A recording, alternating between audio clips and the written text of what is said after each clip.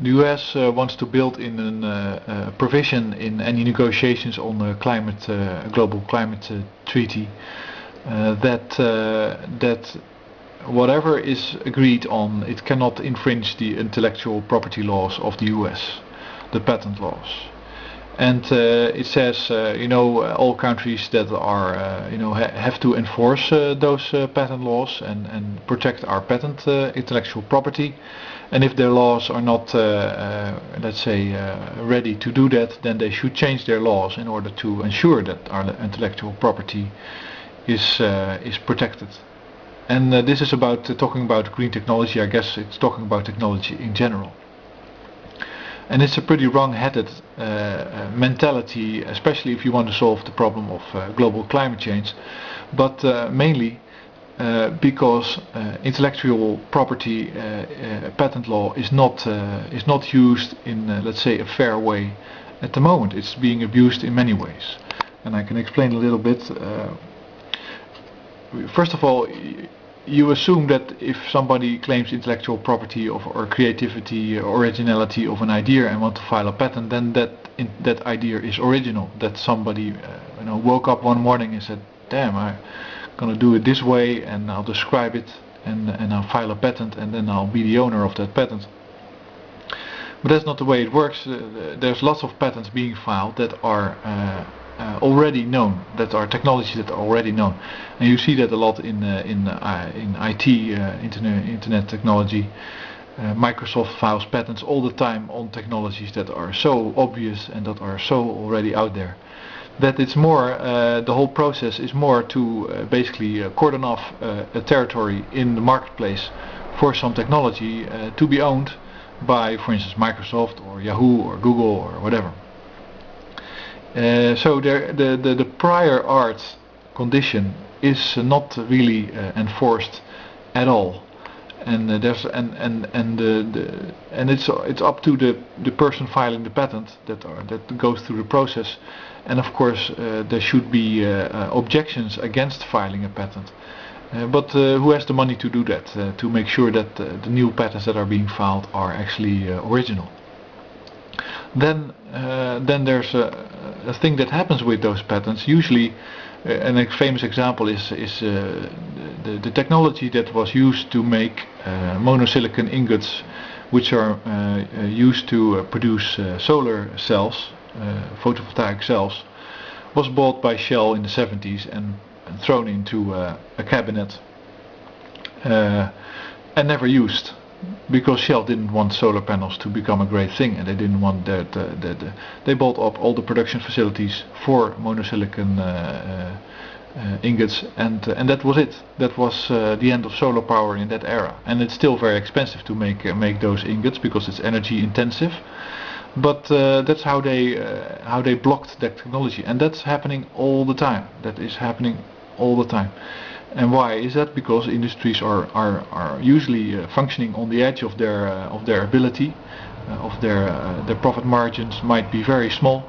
Their business model is being tuned every day, and any threat to that business model, whether it's a competitor in the marketplace or a technology that undercuts the attractiveness of their product, it's much cheaper to spend a few millions buying up a patent and throwing it into a cabinet than trying to compete with the new company, because you can't.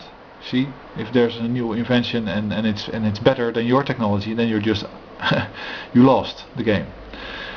So that's another way in which patents are abused, and that's on a really large scale, because I can just make a list of very useful patents that are not being used.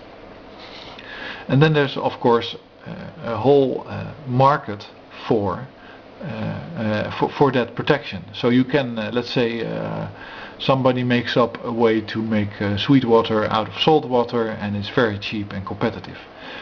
Then you can file a patent on a little bit different technology, and you can put that in a cupboard. Or you can, of course, once you have done that, you can start arguing with the owner of the patent that really wants to use it in the marketplace, and say, you can't do that because my technology is part of your technology, and so stop that. And that's the way patents are being abused all the time.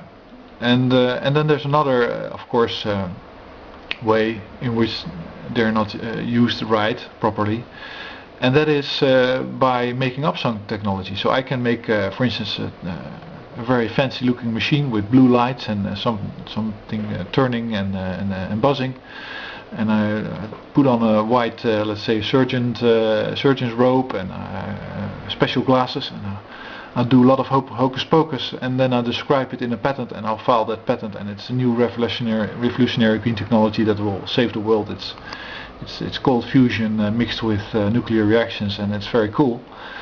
And I go into the marketplace and I find investors for that technology, and the first one might even be a bogus one. That might even be a bank or something that think, okay, this is a nice game, and they invest $1 million, and then I go, I've this patented technology, I've got $1 million invested in it, who else will come and invest in me?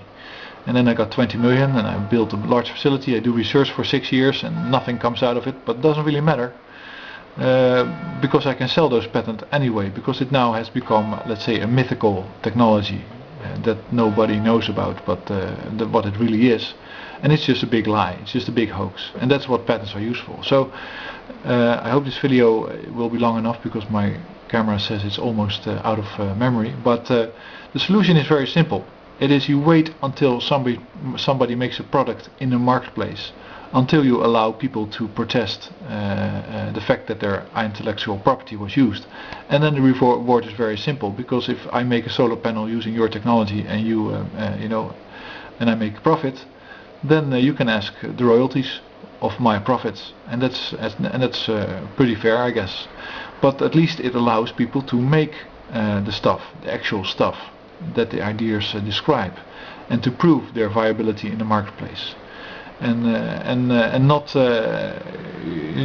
and only make the ability of people to protest the abuse of intellectual property on the market side.